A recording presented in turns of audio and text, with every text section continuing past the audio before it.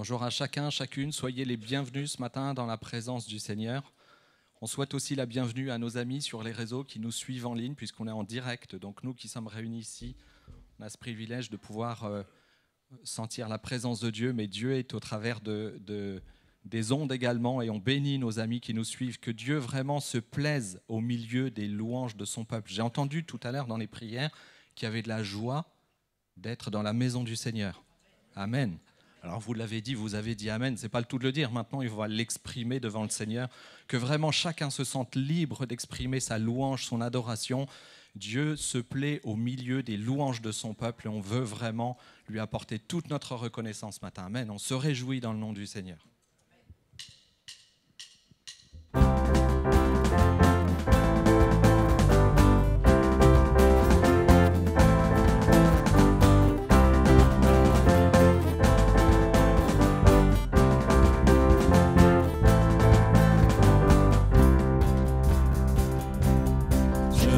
Réjouis dans le nom du Seigneur. Je me confie dans le nom du Seigneur. Je lève les mains dans le nom du Seigneur. Je danse de joie dans le nom du Seigneur. Je célébrerai le nom de celui que mon cœur aime. Oui, je bénirai le nom de mon Sauveur. Je célébrerai le nom de celui que mon cœur aime. Oui, je bénirai le nom du Seigneur.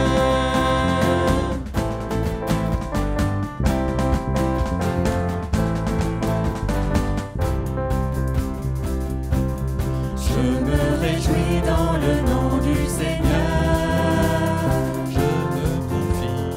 Je me confie dans le nom du Seigneur. Je lève les mains dans le nom du Seigneur. Je danse de joie dans le nom du Seigneur. Je célébrerai le nom de celui que mon cœur aime. Oui, je bénirai le nom de mon Sauveur. Je célébrerai le nom de celui que mon cœur aime. Oui, je bénirai le nom du Seigneur. Je célébrerai le nom de celui que mon cœur aime. Oui, je bénirai le nom de mon Sauveur. Je célébrerai le nom de celui que mon cœur aime. Oui, je bénirai le nom du Seigneur. Je célébrerai le nom du Seigneur. Je célébrerai le nom du Seigneur. Je célébrerai le nom du Seigneur. Je célébrerai le nom du Seigneur. Amen. Ce matin, on est là pour lui rendre toute la gloire, tout l'honneur, dire Alléluia. Le Seigneur règne ce matin dans ce lieu et il a besoin d'entendre nos louanges. Amen.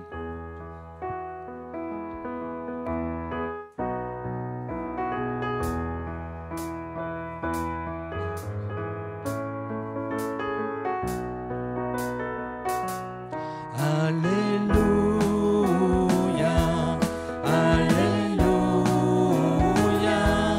Alléluia, le Seigneur règne. Alléluia.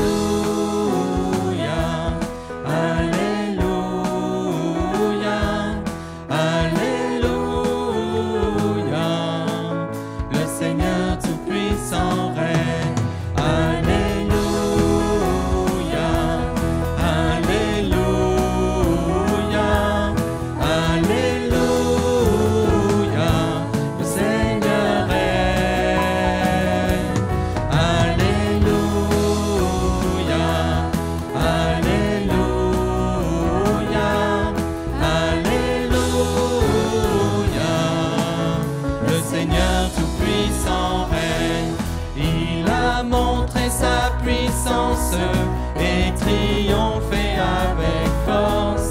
Il est vainqueur sur les ténèbres et la mort. Il a brisé toutes nos chaînes, libéré les prisonniers. Par sa grâce nous sommes sauvés. Alléluia, Alléluia, Alléluia, le Seigneur règne. Alléluia, Alléluia, Alléluia, le Seigneur tout-puissant règne. Il a montré sa puissance et triomphé avec force.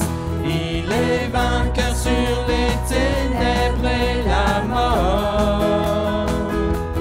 Il a brisé toutes nos chaînes, libéré les prisonniers. Dans sa grâce nous sommes sauvés. Alléluia, Alléluia, Alléluia, le Seigneur règne. Alléluia, Alléluia, Alléluia, le Seigneur tout-puissant règne. Alléluia. Gloire à Dieu. Je veux te louer ce matin. Je veux t'adorer, Jésus, parce que toi seul es digne. Amen. Alléluia.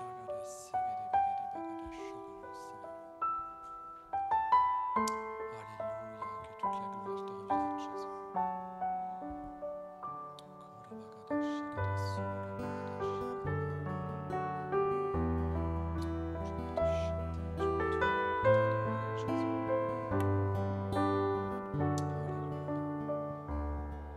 Je viens t'offrir, Seigneur, ce que j'ai de meilleur. Je viens t'offrir ma vie. Oui, à toi, Jésus-Christ. Et même si je suis fragile, et même si c'est difficile, je chanterai gloire à l'Éternel. Je chanterai louange à son nom. Je chanterai Dieu, mon essentiel. Je chanterai en l'honneur de son nom. Je viens te dire, Seigneur, que tu es mon bonheur. Non, rien ne peut détruire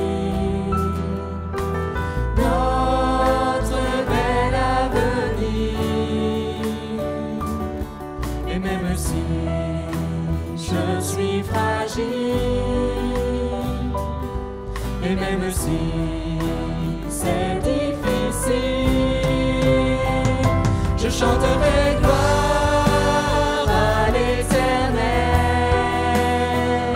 Je chanterai louange à son nom. Je chanterai Dieu, mon essentiel. Je chanterai en l'honneur de son nom. Je chanterai gloire à l'Éternel. Je chanterai louange à son nom. Je chanterai Dieu, mon essentiel. Je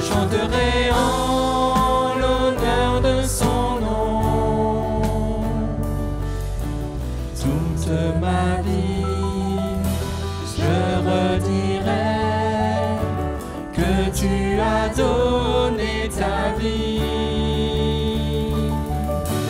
Toute ma vie, je redirai que tu as payé le prix.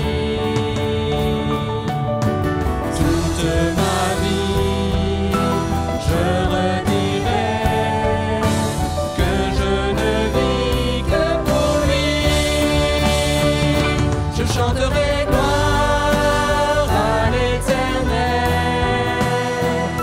Je chanterai louange à son nom. Je chanterai Dieu, mon essentiel. Je chanterai en l'honneur de son nom. Je chanterai gloire à l'Éternel. Je chanterai louange à son nom. Je chanterai Dieu, mon essentiel. Je chanterai en l'honneur de son nom. Alléluia, je veux dire que tu es mon essentiel, que tu es tout pour moi, Jésus. Je veux te louer ce matin, te remercier, t'adorer, te glorifier parce que toi seul es digne. Alléluia.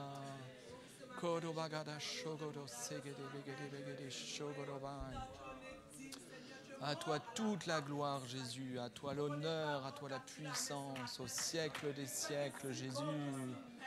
Alléluia. Je chante gloire à l'Éternel ce matin. Alléluia. Que ton nom soit loué. Ton nom est puissant, ton nom est glorieux. Ton nom est digne d'être adoré, Jésus.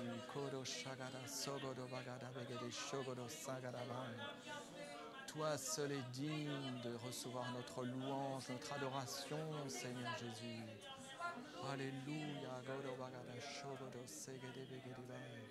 Tu es digne, tu es tout pour moi, tu es tout pour nous, Jésus. Alléluia.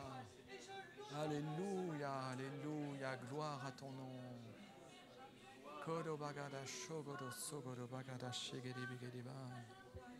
Amen, amen. Reçois la louange de ton peuple ce matin, Jésus. Alléluia, tu es le Dieu qui trône. Alléluia. Amen, amen. Loué soit ton nom, Jésus. Sois célébré ce matin, sois adoré parce que toi seul es digne. Alléluia, Jésus, tu es notre Sauveur. Alléluia.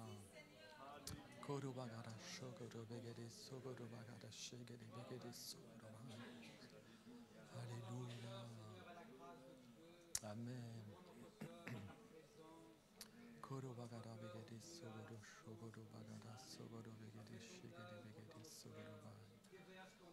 Amen. Et toi la gloire, toi la louange, à toi l'honneur. Alléluia.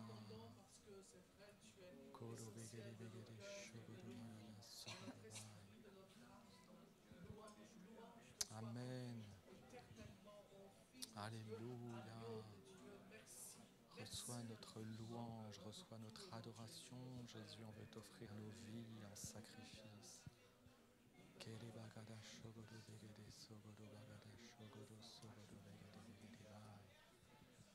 Gloire à ton nom, Jésus.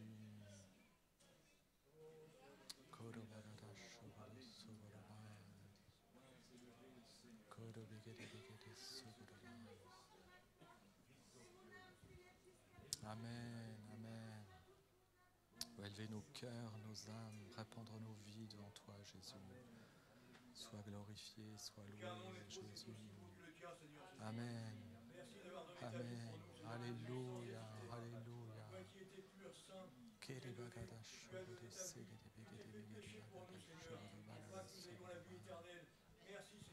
Amen. Amen.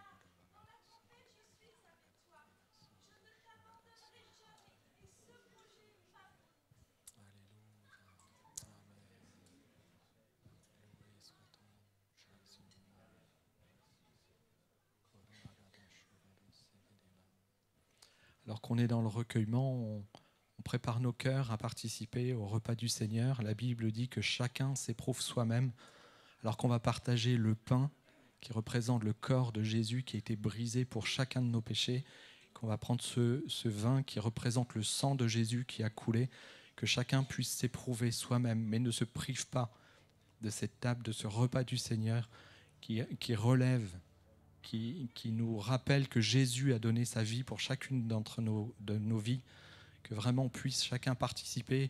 Nos frères vont pouvoir s'approcher et que ceux qui sont en règle avec Dieu, qui ont été baptisés par immersion, puissent se lever à leur place.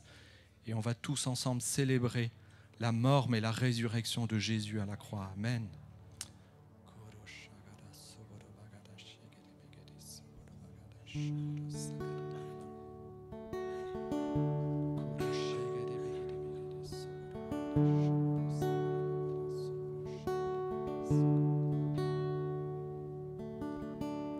Tu étais là dès la création, Fils unique du Dieu très haut. Les mystères de ta gloire révélés en toi, Christ notre Seigneur. Oh, ce nom est si merveilleux, oh, ce nom est si merveilleux, le nom de Jésus-Christ mon roi. Oh, ce nom est si merveilleux, sa beauté est sans pareil. Oh, ce nom est si merveilleux, le nom de Jésus. Tu n'as pas voulu les cieux sans nous, alors Jésus, tu es venu. Ton amour a vaincu mon péché, rien ne peut nous séparer. Oh, ce nom est si glorieux, oh, ce nom est si glorieux, le nom de Jésus-Christ mon roi. Oh, ce nom est si glorieux, sa grandeur est sans pareil. Oh, ce nom est si glorieux, le nom de Jésus.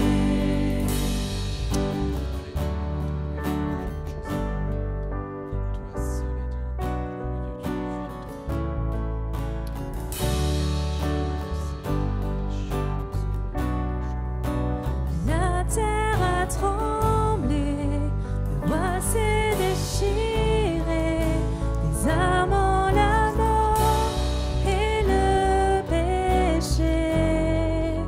Les cieux chantent ta gloire, l'écho de ta victoire, car tu es le roi ressuscité.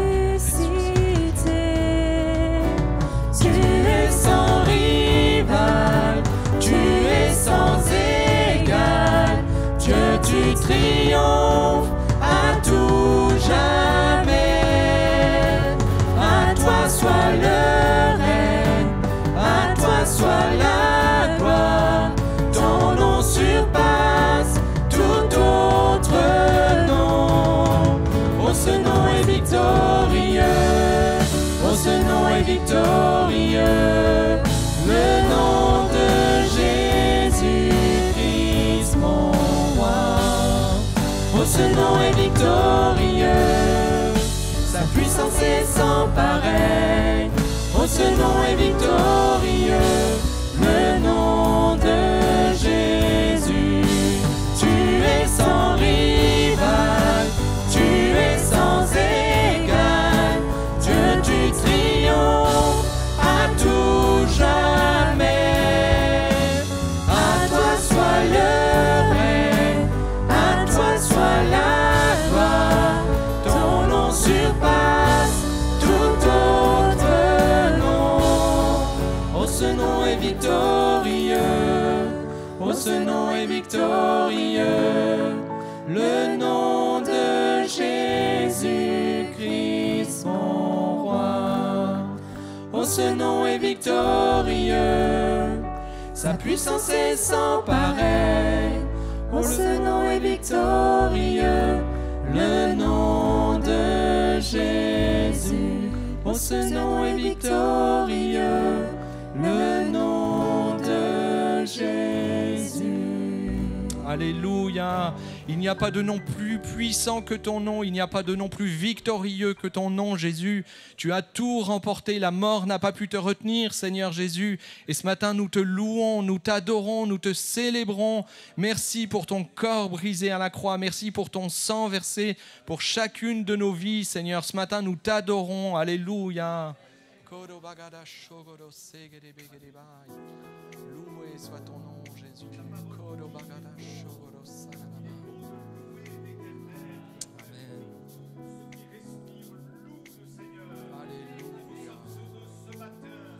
Alléluia.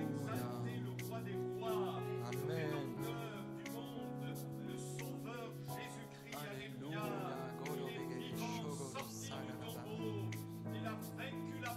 Oh, sois glorifié, Jésus. Sois adoré. Amen. Amen. Amen.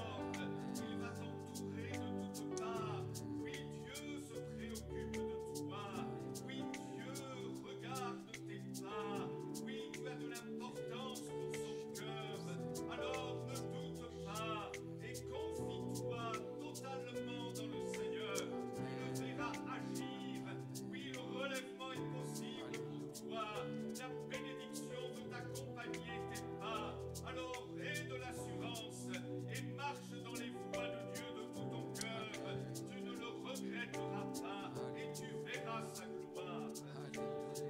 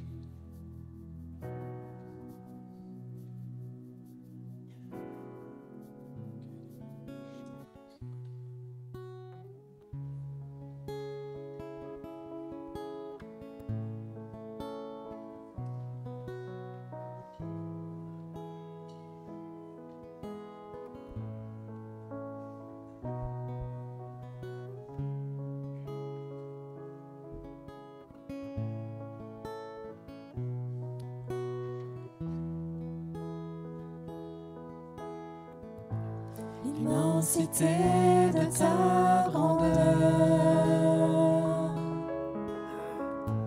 me montre que je ne suis rien. Et quand tu façonnais la terre, j'étais déjà près de ton cœur. Tu m'aimais avant que je sois, et pour moi tu as tout donné. Toi seul pouvais me libérer. C'est pourquoi je veux t'adorer. Toi seul est digne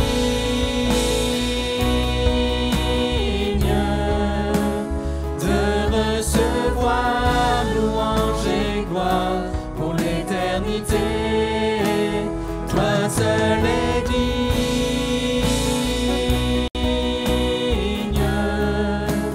de recevoir louange et gloire pour l'éternité.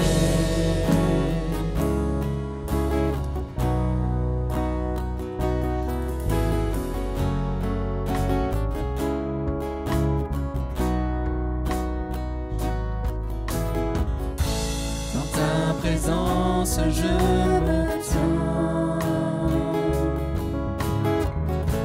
car tu as ce dont j'ai besoin.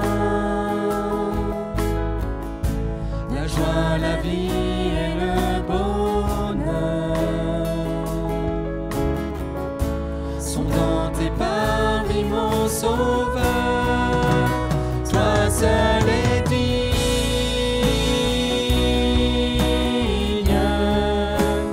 de recevoir louange et gloire pour l'éternité. Toi seul est digne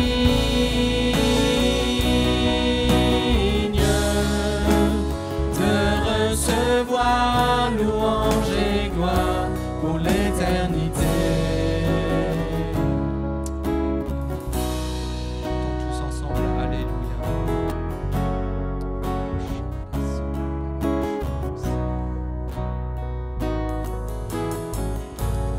Alléluia.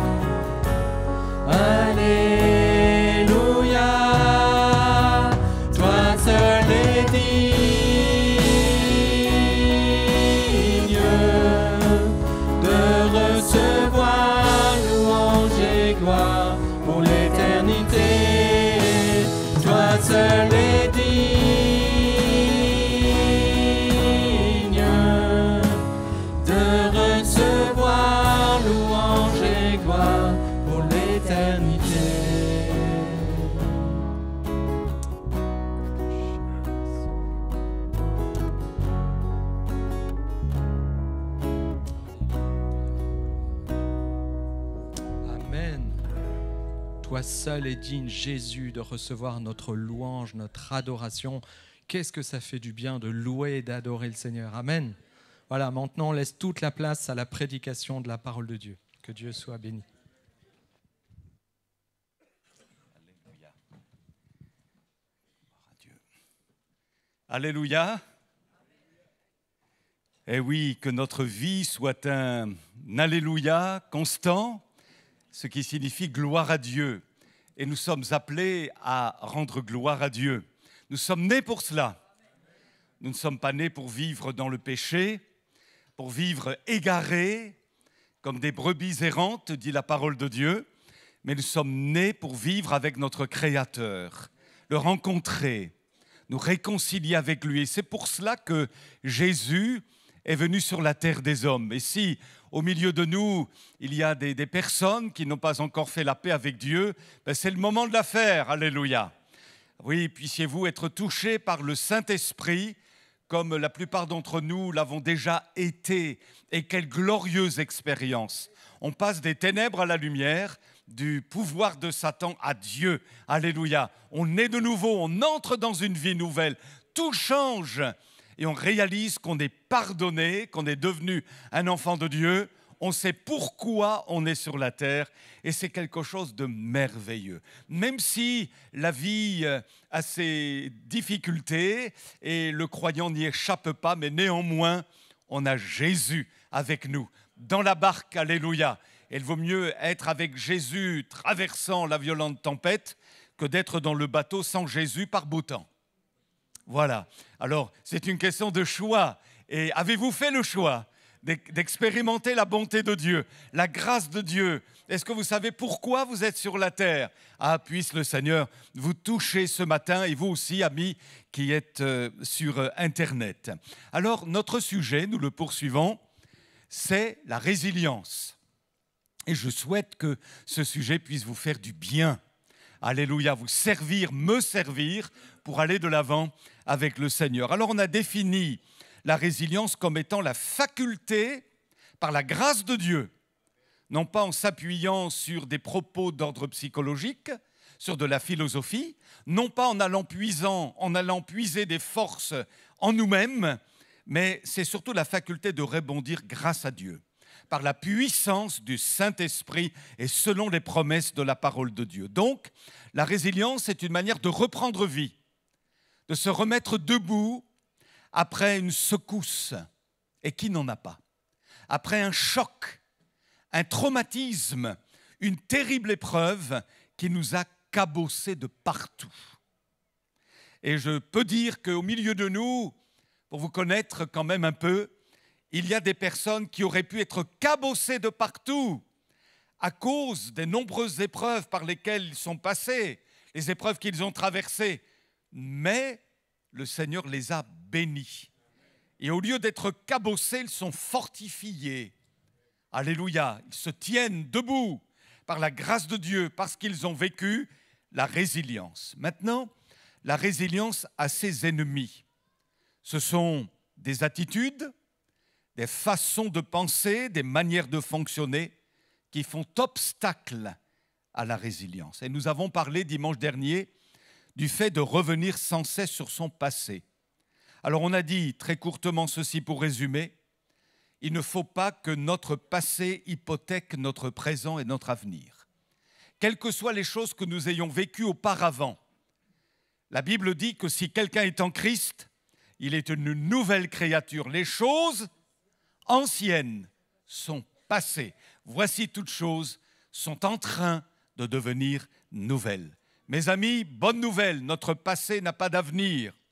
Dieu ne veut pas que nous soyons esclaves de notre passé, aussi douloureux a-t-il pu être. Et la deuxième réflexion est celle-ci concernant les ennemis de la résilience. C'est de croire que l'échec est insurmontable.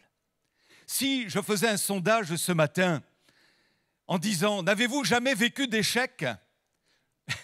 Si quelqu'un osait lever la main, nous aurions du mal à le croire. Parce que finalement, chaque être humain a vécu un échec. Parfois des échecs, cuisants même. Et même quand on est un enfant de Dieu ou un pasteur, on peut vivre aussi des échecs. Ça fait partie de la vie, j'ai envie de dire. Ça fait partie des leçons de la vie aussi.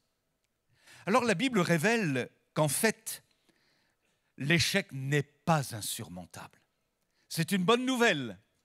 Nous nous étions arrêtés la dernière fois sur un texte du prophète Ésaïe qu'on va revoir sur l'écran, au chapitre 43, verset 18, qui dit ceci, C'est le Seigneur qui parle à travers le prophète Ésaïe. Ne pensez plus aux événements passés. Et quand il est question ici, dans la bouche du prophète, des événements passés, il est question des défaites du peuple, des chutes, des blessures, des humiliations, des insuccès. Et ne considérez plus ce qui est ancien, c'est-à-dire les échecs du passé. Et Dieu prononce une parole. Voici, je vais faire une chose nouvelle, sur le point d'arriver. Ne la connaîtrez-vous pas? Autrement dit, est-ce que vous voulez l'expérimenter? Je mettrai, dit Dieu, un chemin dans le désert et des fleuves dans la solitude. Je mettrai un chemin dans le désert. Et peut-être que votre vie est devenue un véritable désert à cause des échecs successifs que vous avez essuyés. Peut-être au plan professionnel, vous n'avez pas obtenu le poste que vous souhaitiez avoir. Au plan sentimental, votre fréquentation n'a pas abouti. Au niveau de votre foyer, peut-être souffrez-vous d'une mésentente dans votre couple ou, dans un autre registre, vous souffrez du retrait de la foi d'un de vos enfants. Et puis, au plan spirituel, il est possible que vous ne parveniez pas à vaincre votre péché ou alors à tenir vos engagements. Mais Dieu dit, alléluia, qu'il va mettre un chemin dans votre désert. Et ce chemin-là, c'est un chemin de restauration, de relèvement, alléluia, en Jésus-Christ, un chemin de résilience qui fait sortir du désert. Je mettrai, dit Dieu, un chemin dans le désert et des fleuves dans la solitude. Non seulement vous pouvez vous sentir dans votre désert, mais vous pouvez aussi ressentir votre solitude. Vous pensez que Dieu n'est pas avec vous. Et Dieu dit, je vais vous envoyer des fleuves. Autrement dit, une abondance qui va vous remplir, alléluia, jusqu'au débordement. Il y aura peut-être des gens qui vont venir vers vous et vous communiquer le bien de Dieu. Des personnes auxquelles vous ne pensez pas, qui vont vous secourir, qui vont vous aider de la part de Dieu. Et vous allez ressentir l'amitié du Seigneur. Non, vous n'allez plus être seul dans votre épreuve, dans vos échecs, mais Dieu va mettre un chemin dans votre désert et il va vous envoyer des fleuves d'abondance. Béni soit Dieu. Même l'histoire des hommes nous apprend que l'échec n'est pas insurmontable.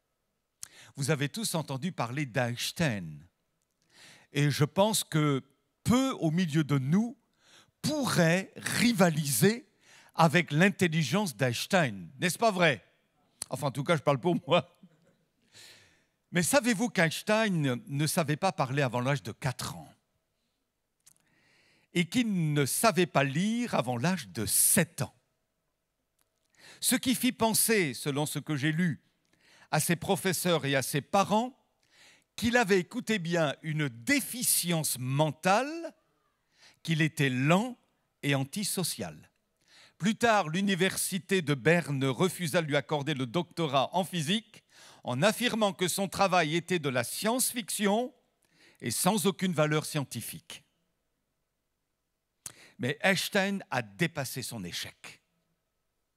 Et il a vécu une forme de résilience à son niveau. En 1894, un jeune élève reçut son bulletin scolaire de l'année avec cette note manuscrite « Élève incapable de s'exprimer. Aucun progrès possible. » C'est pas très pédagogique, ça. Hein? Aucun progrès possible. Son nom, Winston Churchill. Brillant orateur, s'il en est.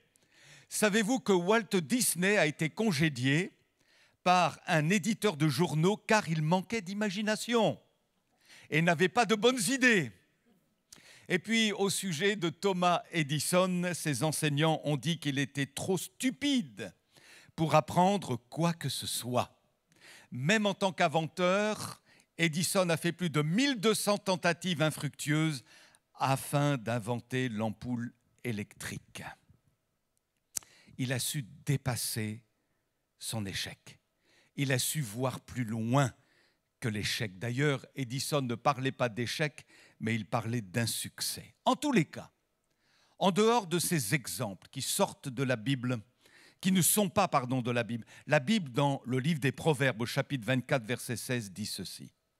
7 fois, le juste tombe et il se relève. Alléluia. La Bible du Sommeur dit ceci, car même si le juste tombe 7 fois, il se relèvera. Ce n'est pas de tomber qui est grave, c'est le fait de ne jamais se relever. Je répète, ce n'est pas de tomber qui est grave, c'est le fait de ne jamais se relever. Quelqu'un a dit, il est moins grave de perdre que de se perdre. Il est moins grave de perdre que de se perdre. Et on se perd quand on laisse un sentiment de culpabilité, un sentiment d'échec nous vaincre, sentiment duquel on ne parvient plus à se sortir. Alors je vous propose de faire 4 remarques avec vous au sujet de l'échec. La première remarque est celle-ci, vous le lisez sur la diapo. Surmonter l'échec est une grâce que Dieu veut accorder à chacun d'entre nous. Je le redis, surmonter l'échec est une grâce. Et je voudrais vraiment que ça vous fasse du bien ce matin. Non pas pour vous mettre un baume charnel en vous, vous dire « Ah, c'était bien, c'était mignon ce matin », mais de vous dire que c'est vraiment possible de relever la tête. Et j'ai remarqué que dans l'Église de Jésus-Christ, qu'elle soit ici ou ailleurs, peu importe, il y a des enfants de Dieu qui souffrent d'un sentiment d'échec. Et ils n'arrivent pas à s'en départir. C'est dur. Ils portent cela comme un boulet. Alors ils n'arrivent plus à louer Dieu. Ils n'ont plus de goût véritablement à lire la parole de Dieu. La vie chrétienne est loin d'être exaltante. Parce qu'ils ont ce sentiment d'échec qui transcende tout le reste et qui les aliène. Et je voudrais que vous sortiez de ça si vous vivez ce genre de choses. Je voudrais que le Saint-Esprit vous aide à relever la tête, alléluia, et à vivre une véritable résilience en Jésus-Christ, comme un ressort qui se réactive en vous par la puissance du Saint-Esprit. Nous connaissons l'évangile de Marc, oui ou non? Mais est-ce que nous connaissons Marc? Or, l'Écriture nous dit dans le livre des Actes des Apôtres que Marc abandonna Paul dans la ville de Perge. Il n'a pas voulu se lancer dans une aventure missionnaire, pénétrant dans les pays dangereux, pleins de paganisme. Non. Alors qu'est-ce qu'il a fait? Il est retourné à Jérusalem. Pourquoi? La Bible ne le dit pas. La Bible dit seulement qu'il a quitté Paul et Barnabas et qu'il est retourné à Jérusalem. Mais je pense qu'il y avait là comme un échec. La Bible ne révèle pas les motivations de Marc. Est-ce en raison d'un manque de stabilité, en raison de la peur, en raison d'un manque de maturité, en raison d'un épuisement, d'un manque de persévérance? On ne le sait pas. En tous les cas, les débuts du ministère de Marc ont été caractérisés par un cuisant échec. Et vous savez, commencer le ministère par un échec, c'est pas facile. Qu'est-ce que vous en pensez? Peut-être par la suite avait-il honte. À Jérusalem, quand il a regagné les frères, quand il a regagné la communauté chrétienne, quand il a vu les autres apôtres et qu'on lui a posé des questions, mais au fait, pourquoi tu n'es pas resté avec Paul? Pourquoi tu l'as quitté? Ça ne devait pas être facile pour lui d'en donner les raisons. Peut-être a-t-il même pensé, la Bible ne le dit pas, à abandonner le ministère. Cependant, la Bible dit, la fin d'une chose vaut mieux que son commencement. Et voyez-vous, avec Dieu, il y a toujours de l'espoir. Amen. Toujours de l'espoir.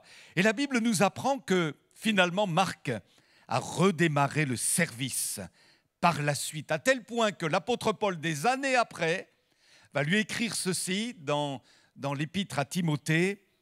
Prends Marc. Ah tiens, Marc. Il n'a pas dit celui qui m'a abandonné. Non, non, non. il n'en fait pas allusion. Il dit, prends Marc avec toi, car il m'est utile pour le ministère. Mais qu'est-ce qui s'est passé? Qu'est-ce qui s'est passé entre-temps? La Bible nous montre qu'il a été utile auprès de l'apôtre. Il s'est rattrapé, il s'est relevé, alléluia. Et il a été béni. Et en plus, c'est lui qui a rédigé l'évangile qui porte son nom. Imaginez Marc restant lié à son cuisant échec du départ.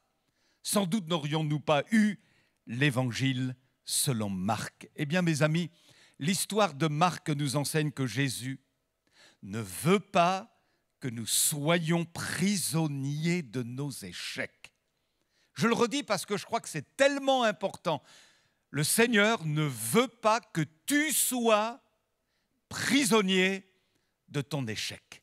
Il y a un avenir après ton échec, alléluia, qui donnera gloire à Dieu. Si tu restes dans ton échec, tu ne donnes pas gloire à Dieu.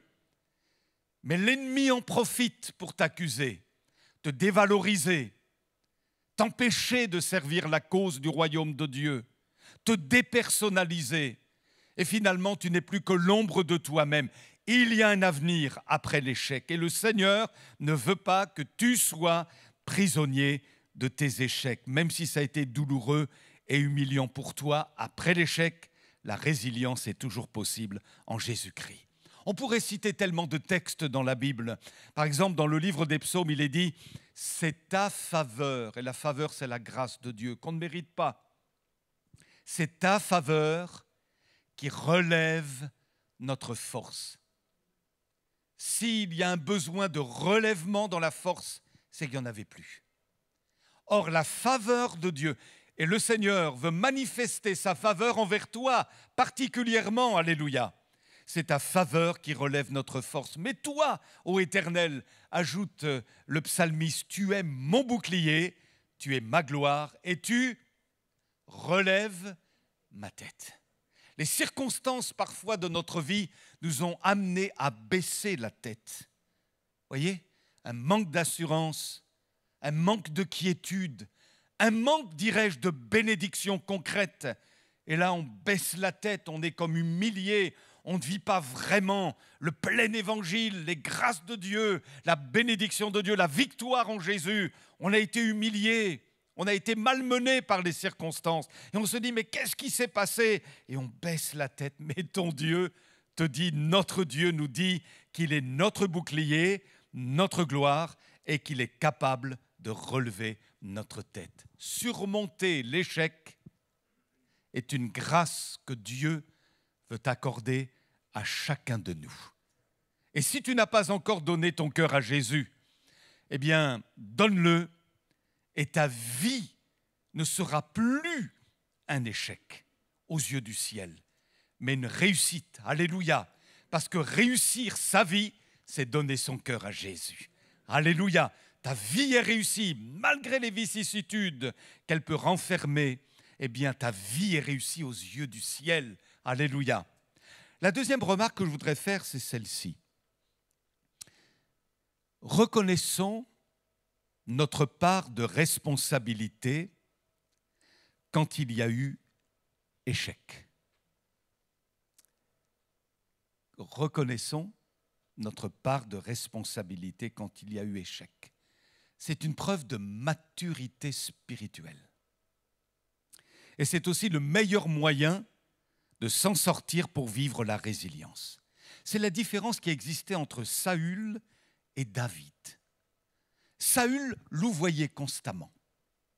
Il ne reconnaissait pas vraiment, du fond du cœur, son échec, sa faute, son péché. Et Dieu n'a pas pu le relever parce que finalement, Saül n'était pas droit, transparent devant Dieu. David n'a pas toujours fait mieux que Saül. Et David a commis des erreurs, vous le savez, incroyables, dignes de condamnation la plus sévère. Mais, sous la pression de l'esprit, il a réalisé qu'il lui fallait fléchir les genoux et confesser son échec, confesser son péché. et Dieu l'a relevé. Donc c'est important de reconnaître notre part de responsabilité quand il y a eu un échec. C'est toujours plus facile de blâmer les circonstances ou de blâmer les autres, de voir la paille dans l'œil de l'autre plutôt que la poutre dans notre œil. Et si nous déplorons une situation d'échec peut-être dans notre couple, quelle est ma part de responsabilité? Quelle est ma part? Si nous déplorons une situation d'échec avec nos enfants, ou alors à l'église, ou dans le travail, avec nos parents, que sais-je? Posons-nous les bonnes questions en toute honnêteté. Quelle est ma part de responsabilité? Comment puis-je faire pour améliorer la situation? Et qu'est-ce que la Bible me demande de faire? C'est le bon chemin. Alléluia, c'est le bon chemin. Il n'y a pas que les autres qui ont tort. Il n'y a pas que le monde qui a tort. Peut-être que moi aussi j'ai tort. J'ai peut-être ma part de responsabilité. Alors éclaire-moi, enseigne-moi et donne-moi, Seigneur, d'adopter la meilleure attitude possible pour améliorer les choses et vivre la résilience. Non pas le chaos, un état d'échec, mais toujours la résilience. Et vous savez quoi? Notre Dieu est toujours celui qui nous tire vers le haut. Toujours. Le diable, lui, d'une manière subtile, peut avoir un langage spirituel, entre guillemets, mais il nous amènera toujours dans le bas. Malgré de pseudo-succès, toujours vers le bas. Mais Jésus, alléluia, nous amènera toujours plus haut. Béni soit son nom, alléluia. La troisième remarque que je voudrais faire est celle-ci. C'est que ce que nous considérons parfois comme un échec ne l'est pas toujours en réalité. Je vais vous expliquer ce que je pense à ce sujet-là. Pour certains, la mort de Jésus était un cuisant échec. Souvenez-vous des disciples d'Emmaüs. Et puis de la fuite des disciples au moment de la crucifixion. Après avoir opéré des miracles, après avoir délivré la bonne nouvelle, après avoir annoncé le royaume de Dieu, après que des centaines et des centaines de gens se soient tournés vers Jésus, tout cela se conclut par un massacre horrible sur le bois de la croix, sur le mont Golgotha. Mais quel échec! Quel échec! Et même les disciples d'Emmaüs pourront dire, nous espérions que ce serait lui, Jésus, qui délivrerait Israël. C'est l'échec! Mais finalement, ce n'est pas lui, vous voyez, c'est pas lui. Mais béni soit Dieu, Jésus est ressuscité, alléluia. Et derrière cet échec apparent se cachait la plus grande des victoires. Ce que nous considérons parfois comme un échec ne l'est pas toujours en réalité. Je vous avais parlé d'un dénommé Baruch, il y a de cela quelque temps, je ne sais pas si vous vous en souvenez, qui est mentionné dans le livre de Jérémie, Baruch étant le secrétaire du prophète Jérémie, un noble, c'était un grand parmi le peuple, Baruch. Et Baruch, comme tout homme, avait des ambitions. Et ce n'est pas interdit d'avoir des ambitions. Il avait des ambitions, mais celle-ci, Dieu va s'en occuper. Il va lui dire ceci, dans le livre du prophète Jérémie, chapitre 45, verset 5. « Et toi, Baruch » Dieu parle à Baruch. « Et toi, tu as pour toi-même des ambitions. » Ou une autre traduction dit « Tu recherches de grandes choses. » Dieu lui dit « N'y songe pas. » Paf, vous voyez, n'y songe pas. Car je fais venir le malheur sur tous les hommes. L'Éternel le déclare. Mais toi, Baruch, je t'accorde la vie sauve partout où tu iras. Est-ce que vous voyez ce qui se passe là? Cet homme a une ambition, cet homme a un rêve. Lequel? Celui de se retrouver avec les nobles du pays, avec les grands du pays. Peut-être pour faire des affaires, je ne sais pas. Mais pour lui, être avec le petit peuple. Non, il avait une ambition, il voulait s'élever davantage encore et pouvoir jouir de son statut. Et Dieu lui dit, non, n'y songe pas. Oh, comme si Dieu cassait son rêve. Et parfois, mes amis, Dieu casse un rêve. Voyez, une ambition qui est dans notre cœur, qui n'est pas forcément mauvaise en soi, mais Dieu se voit contraint de casser un rêve. Voyez? Pourquoi? Parce qu'il sait que c'est nécessaire de le faire. Parce que peut-être que ce rêve va te conduire au chaos. Et c'est ce qui se serait passé pour Jérémie. Parce que quand on lit le livre, alors la spécificité du livre de Jérémie, c'est que quand on feuillette ce livre, chapitre après chapitre, ce n'est pas chronologique, ce n'est pas un suivi chronologique. Et vous avez dans un chapitre précédent le récit de l'assassinat de la plupart des grands du peuple d'Israël. Donc Guédalia, qui était un ami de Baruch. Et il y a toute une liste de gens qui ont été massacrés. Et finalement, vous me suivez? Si Baruch avait pu suivre son rêve, il se serait retrouvé avec Guédalia et avec les autres, et son nom aurait été écrit dans la liste des gens massacrés. Dieu lui a cassé un rêve parce que c'était une question de vie ou de mort.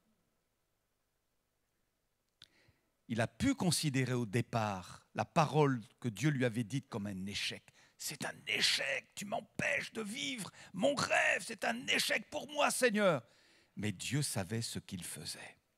Je me souviens d'une expérience qu'un de mes collègues a faite alors qu'il était jeune, qu'il avait de longs cheveux jusque sur les épaules. Il s'appelle Alain, je ne vous dirai pas son nom, mais son prénom c'est Alain. Et Alain s'est retrouvé en Hollande, c'était un peu un baroudeur, vous savez, sac à dos, tout ça. Il s'est retrouvé en Hollande. Et vous savez quoi? Il est tombé amoureux, il est tombé amoureux d'une Hollandaise d'origine protestante. Et cette jeune femme lui a rendu témoignage de sa foi, et même que le père de cette jeune fille a fait donner à Alain des cours bibliques particuliers avec le pasteur. Et là, Alain découvre Jésus. Et puis tout se passait bien avec la jeune fille, même que les fiançailles étaient prêtes. Puis coup de tonnerre, mes amis, la jeune fille a renoncé au dernier moment. Le rêve d'Alain s'était cassé. Alors il a sombré dans le désespoir, il est retourné en France et il a appris qu'il y avait dans le pays des églises évangéliques, comme en Hollande. Alors dans la ville où il vivait, il s'est intéressé à l'église évangélique, il a participé aux réunions et de plus en plus, la révélation de Dieu qu'il avait eue en Hollande s'est intensifiée en France. Et il était rempli de Dieu. Il s'était converti réellement. Alors il a désiré reprendre contact avec la jeune fille hollandaise pour lui expliquer tout ce qu'il venait de vivre en France. Il est donc retourné en Hollande et là, il rencontre cette jeune fille et il découvre qu'elle a sombré complètement dans la mondanité et qu'elle n'est plus du tout dans la foi. Son rêve s'est vraiment cassé à Alain. Il est retourné en France et mes amis, dans l'assemblée où il évoluait, il a fini par rencontrer une super jeune fille, la fille du pasteur même d'ailleurs. Il s'est marié avec elle, une super sœur en Christ, alléluia. Et puis pendant des dizaines d'années, ils ont servi le Seigneur dans le ministère. Et quand vous les voyez maintenant, alors ils arrivent à 70 ans à peu près, ils sont fusionnels, mes amis. C'est incroyable. Patricia, c'est à qui je fais allusion. Hein. Ils sont fusionnels, c'est super, c'est un super couple. Super couple pour le Seigneur. Si Alain s'était marié avec la jeune Hollandaise, vous ne croyez pas qu'il y aurait eu un échec? Alors oui, son rêve s'est cassé. C'était pour lui un cuisant échec, mais Dieu savait pourquoi. Et Dieu conduit les circonstances d'une manière ou d'une autre parce qu'il nous aime. Parfois, ça fait mal quand il dit non. Oh, ça fait mal. on piétine, on dit « Mais Seigneur, pourquoi ?» Vous voyez, on est humain, hein, on est humain, mes amis. Mais le Seigneur nous aime, nous comprend, il chemine avec nous dans sa pédagogie. Et après, avec le temps, on regarde en arrière, on se dit « Oh, mais Seigneur, heureusement que je ne suis pas allé dans cette direction. Je me serais complètement trompé. Oh, gloire à toi, tu as fermé la porte, ça m'a fait mal. » Mais c'est une bénédiction en réalité. Dieu ne veut pas notre malheur, mais il veut notre bien. Béni soit le Seigneur. Et puis, la quatrième et dernière remarque, concernant l'échec, l'échec peut être un des moyens que Dieu utilise pour nous ramener à l'essentiel. L'échec peut être un des moyens que Dieu utilise pour nous ramener à l'essentiel. Vous n'avez jamais vécu ce genre d'échec ? Et vous avez appris quelque chose. J'ai appris quelque chose. C'est qu'il faut revenir toujours à l'essentiel. Et nous avons notamment un exemple dans le livre du prophète Agé. Alors je cite Agé, il y a 2 G dans son nom. Alors, parce qu'autrement, si je dis prophète Agé, on va le voir avec une grande barbe blanche, je veux dire, il est vieux, quoi. Donc voilà, non. Le prophète Agé. Le peuple, à cette époque-là, avait abandonné pendant un temps la construction du temple, du 2e temple. Et Dieu n'était pas content. Alors, durant ce temps, eh bien, le peuple ne s'est préoccupé que de lui-même,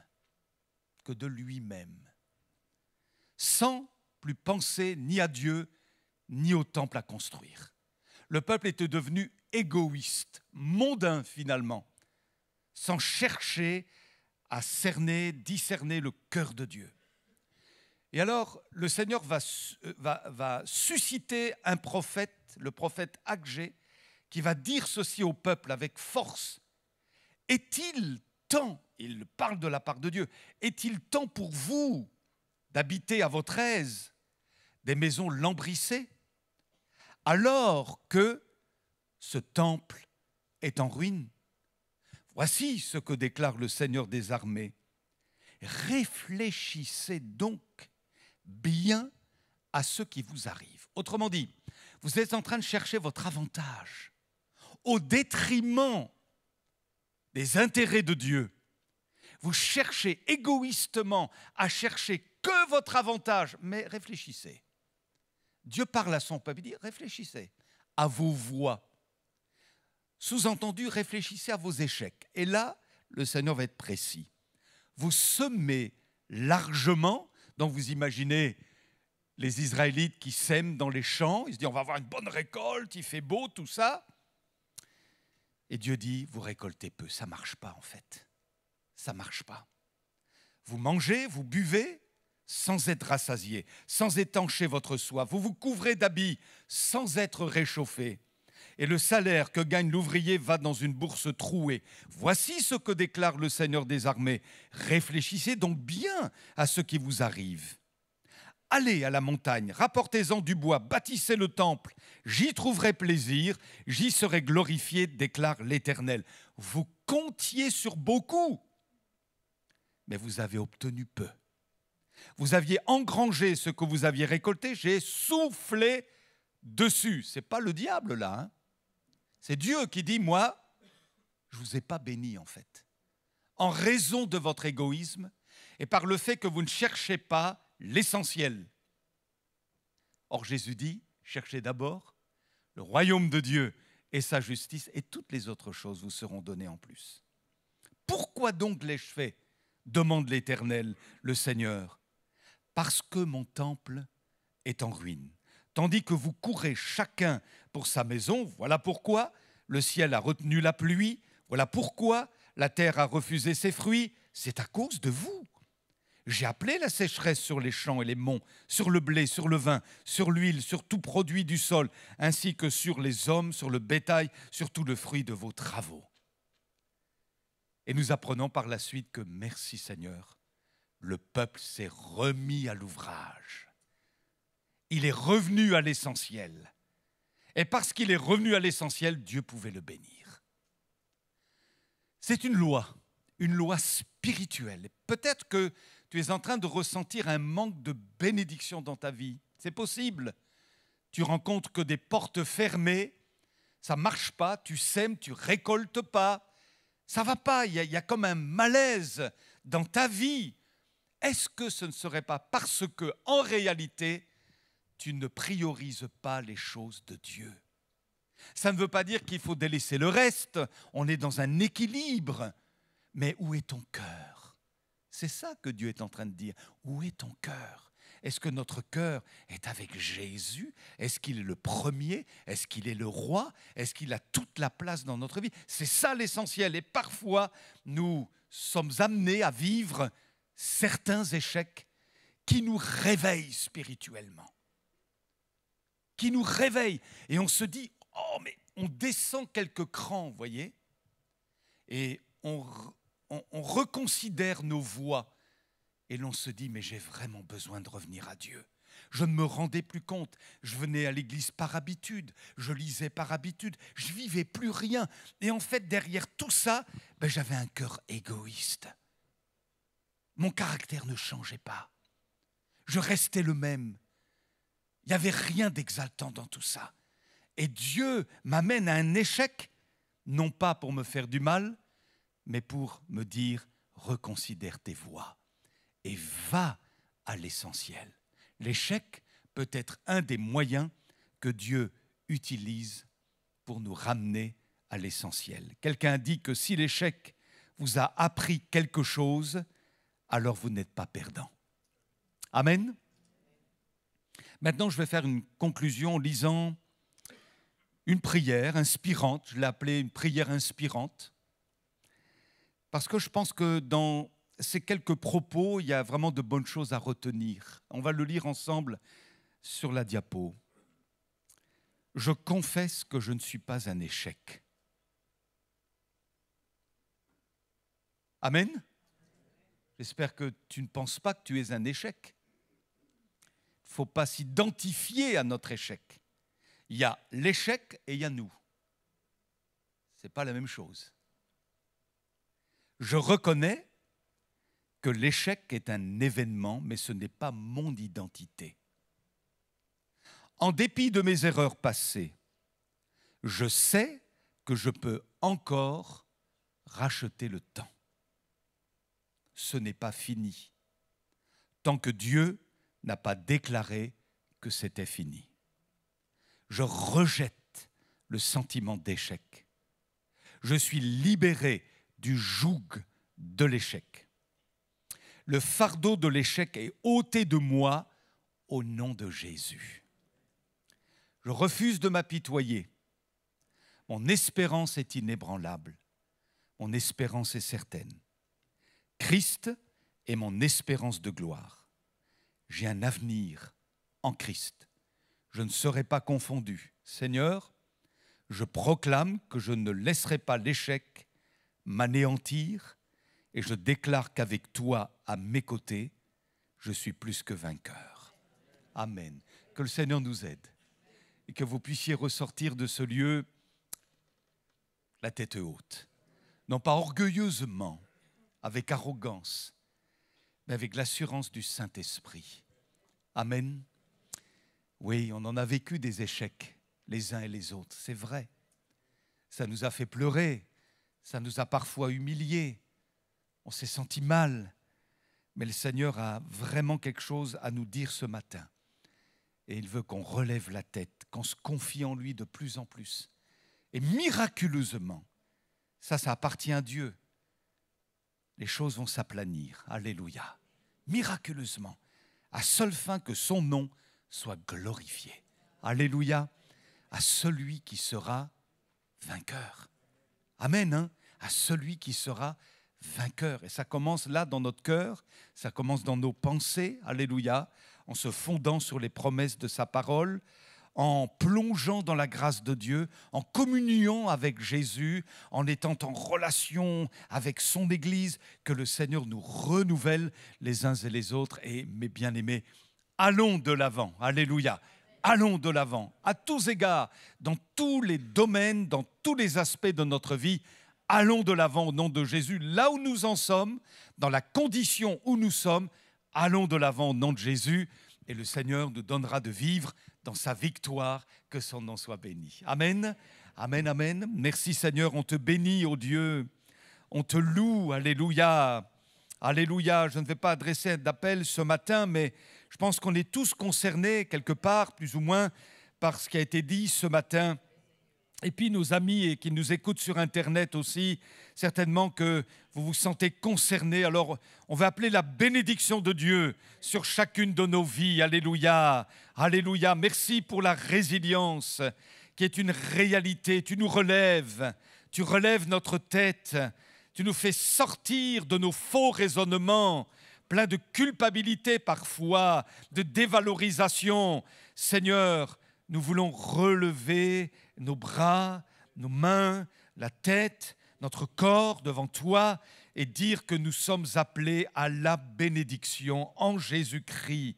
Même s'il nous faut passer par des moments difficiles, moments qui appartiennent à la vie sur terre, mais béni sois-tu, nous sommes plus que vainqueurs par celui qui nous a aimés. Nous ne voulons pas nous laisser aliéner par nos échecs passés. Nous ne voulons pas être les prisonniers de nos échecs, mais nous allons de l'avant, comme dit l'apôtre Paul, oubliant ce qui est en arrière, me tournant vers ce qui est en avant. Je cours vers le but, alléluia, pour emporter le prix de la vocation céleste de Dieu en Jésus-Christ. Relève-nous, Seigneur, alléluia, accorde ta grâce à chacun, à tous ceux qui ont vécu de cuisants échecs, peut-être au plan familial, au plan professionnel, au plan relationnel, que sais-je, mais toi tu sais, Seigneur, et nous crions vers toi encore ce matin, pour que tu nous guérisses, alléluia, à l'intérieur de nous-mêmes et que tu panses nos blessures dans le nom de Jésus. À toi toute la gloire, notre roi. Amen. Gloire à Dieu. Amen. Merci Seigneur pour ces bons moments passés en sa présence. Voilà, ce moment va se terminer, on va bientôt se séparer. On en profite pour souhaiter un très bon dimanche, une bonne journée à nos amis qui nous ont suivis sur les réseaux. Et puis, peut-être que vous nous suivez en ligne parce que vous êtes souffrant, peut-être que vous nous suivez en ligne parce que vous êtes trop loin. Mais si vous n'avez jamais osé franchir le pas, alors venez nous rencontrer et on sera très heureux de vous accueillir. En tout cas, on vous souhaite un très bon dimanche. Et puis pour conclure ces moments, on va célébrer une dernière fois, on va dire « Oui, Jésus règne en moi », comme une conclusion, comme un prolongement du message. On va dire « Seigneur, même dans mes rêves noirs, même dans mes heures sombres, tu es avec moi et tu règnes en moi. » Amen. On se lève et on chante ce dernier chant ensemble.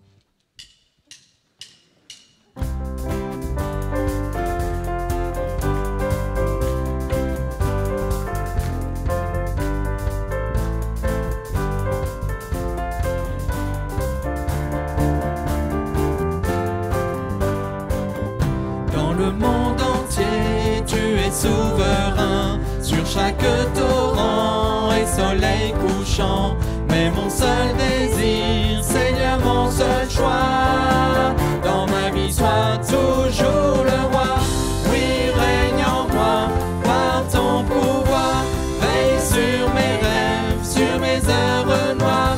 Tu es Seigneur de tout en moi, dans ma vie sois toujours le roi.